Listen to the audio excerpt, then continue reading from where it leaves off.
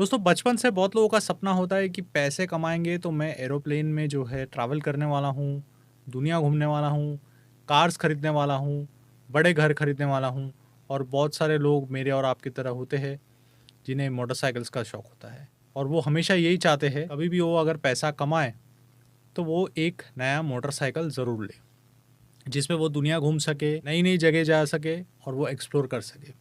इसके लिए हमारे और आपके जैसे लोग बहुत मेहनत करते हैं, एक एक पैसा जोड़ते हैं, फिर जाकर के एक नया मोटरसाइकिल खरीदते हैं।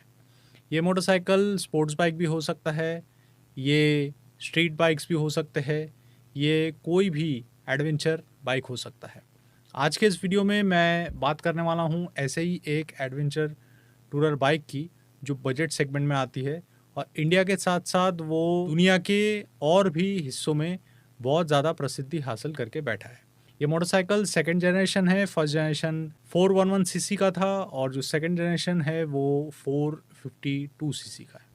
थंबनेल और टाइटल में आपने पढ़ ही लिया होगा, ये रॉयल एनफील्ड हिमालयन 452 सीसी का मोटरसाइकिल सेगमेंट में आता है और साथ ही में ये कुछ हफ्तों से कंट्रोवर्सी से जूझ रहा है।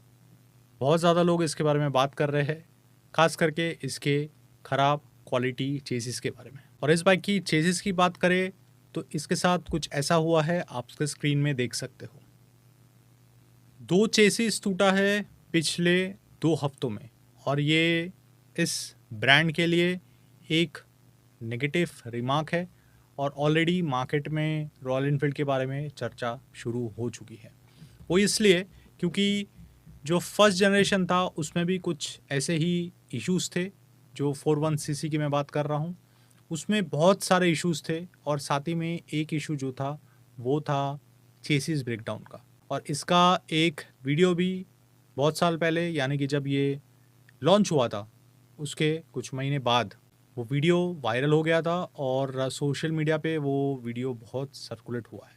आमतौर पे ऐसे नेगेटिव जो चीज़ें रहते हैं वो बहुत ज़्यादा सर्कुलेट हो जाता है। साथ ही में जो सेकंड जनरेशन है 452 सीसी हिमालयन का, इसके साथ भी सेम इशू हुआ है और लगातार पिछले 2 हफ्तों में 2 इंसिडेंट्स हुए हैं अलग अलग जगहों में। आज इसी के बारे में हम चर्चा करने वाले हैं। चैनल पे अगर आप नए हैं तो सब्सक्राइब ज़रूर करें और बेल आइकन भी दबा दें। इस वीडियो को लाइक और अपने दोस्तों के साथ शेयर भी अवश्य करें। आइए आरंभ करते हैं। तो भाइयों, जैसे मैंने बताया कि रॉयल एनफील्ड हिमालयन जो फर्स्ट जनरेशन थी उसके बारे में ये न्यूज़ काफ़ी नेगेटिव स्प्रेड हुआ था और एक वीडियो भी वायरल हुआ था जिसमें एक बंदे ने वीडियो शेयर किया था कि उसका जो चेसिस है वो ब्रेकडाउन हो गया और मेरे ख्याल में if I am not wrong ये हुआ था माउंटेन्स में।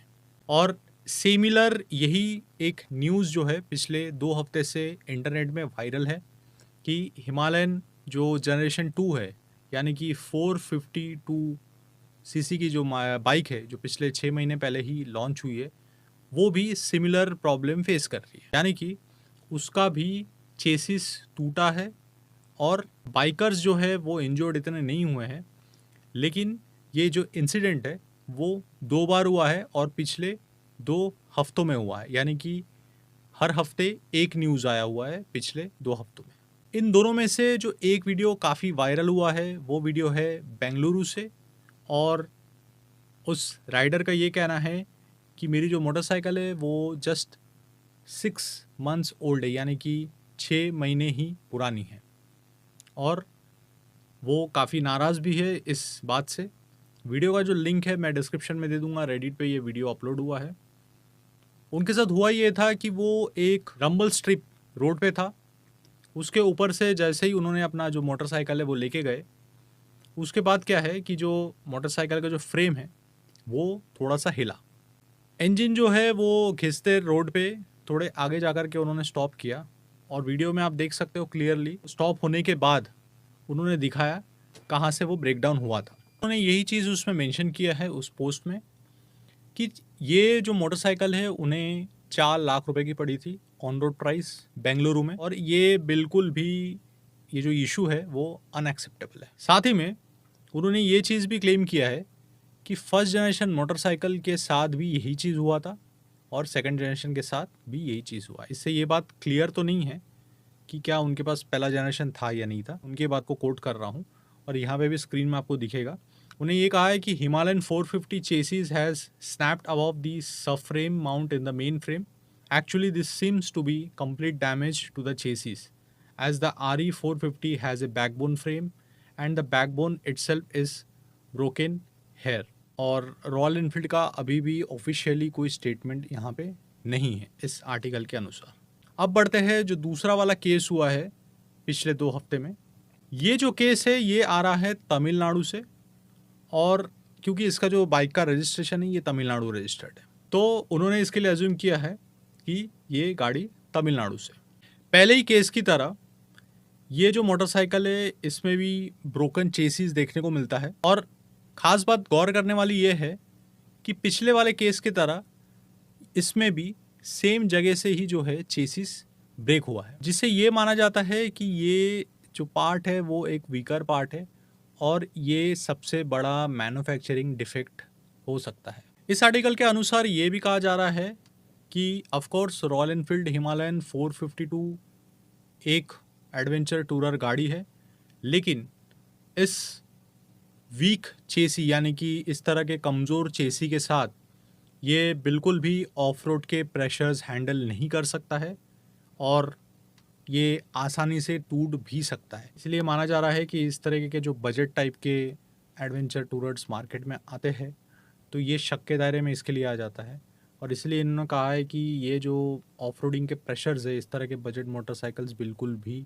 नहीं ले सकते। इन्होंने इस आर्टिकल में ये भी लिखा है कि ये एक एक्सट्रीम डेंजरस सिचुएशन हो सकता है जहाँ पे राइडर बाइक से छूट जाएगा, राइडर को काफ़ी इंजरीज़ भी फेस करनी पड़ सकती है अगर वो हाई स्पीड में रहेगा। बट ऑब्वियस सी बात है, फ़ोटोज़ की अगर बात करें उसमें से देख करके क्लियर पता चलता है, जो पोस्टेड फ़ोटोज़ है उसमें से पता चलता है कि जो कूलेंट है और अन्य तरह के जो फ्लूइड्स है वो चेसी के ब्रेक होते ही आई एम श्योर वो ज़मीन से पटका होगा और जो फ्लूइड्स है वो क्लियरली रोड पे देखने को मिल सकता है।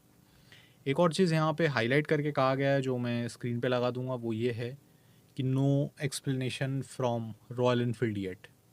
हालांकि र्यूमर्स ये भी है कि रॉयल एनफील्ड ने अपनी तरफ से एक्सप्लेनेशन ये दिया है कि इन राइडर्स ने अपने मोटरसाइकिल में यानी कि रॉयल एनफील्ड हिमालयन 452 में आफ्टर मार्केट क्रैश गार्ड्स लगाए हुए थे, तो इसके वजह से ये प्रॉब्लम हुआ है। आर्टिकल में आगे बढ़ते हुए देखेंगे कि इन्होंने ये कहा है कि ये बहुत ही केसेस में राइडर बिल्कुल भी तेज़ गति में नहीं थे, स्पीड में नहीं थे वो, इसीलिए उनको जो है इंजरीज से वो बच गए हुए हैं। लेकिन अभी भी रॉयल एनफील्ड से एक्सप्लेनेशन आना बाकी है इस आर्टिकल के अनुसार इन इंसिडेंट्स पे। ये भी कहा जा रहा है इस आर्टिकल में कि रॉयल एनफील्ड इस इंसिडेंट के बारे में इन्हें जानकारी है और इनके अनुसार वो बहुत ही जल्द इन्वेस्टिगेशन शुरू करने वाली है, इसकी जड़ में जाने वाली है और इसका जो एक्चुअल रूट कॉज है वो उसका पता लगाएगी और फिर ही वो कोई कंक्लूजन में आएगी। और मेरे ख्याल से ये आना ही चाहिए, क्योंकि इससे पहले भी जब रॉयल एनफील्ड में ऐसे कोई इश्यूज़ आए थे उस वक्त भी रॉयल एनफील्ड ने एक रिकॉल किया था, सारे जो मोटरसाइकिल से वापस लिए थे और उसको जो है फिक्स करके ही बाद में उन्होंने मोटरसाइकिल्स मार्केट में जो सारे कस्टमर्स थे उनको दिए थे। एक और चीज़ इस आर्टिकल के अनुसार ये लिखा गया है रिकॉल के बारे में कि अगर कोई पर्टिकुलर बैच में, इस पर्टिकुलर बैच में कोई मैन्युफैक्चरिंग डिफेक्ट्स है तो रॉयल एनफील्ड को जल्द से जल्द एक्शन लेना चाहिए और ये जो सारे फॉल्टी मोटरसाइकिल्स है इसे रिकॉल करना चाहिए इस बैच के, और फ्री में जो है इसकी जो प्रॉब्लम है वो सोल्यूशन उन्हें करके देना चाहिए। और गाइस, तो एक छोटा सा जो है मैं स्पेसिफिकेशंस भी इसका दे देता हूँ रॉयल एनफील्ड हिमालयन 452 का। जैसे कि मैं आपको बता दे रहा हूँ कि ये ऑलरेडी 452 सीसी की गाड़ी है, सिंगल सिलेंडर है, DOHC 4 वॉल्व इंजन, और इसका जो इंजन है रॉयल एनफील्ड इसे शर्पा इंजन के नाम से बुलाती है। और ये रॉयल एनफील्ड की सबसे पहली जो है लिक्विड कूल्ड इंजन में से है।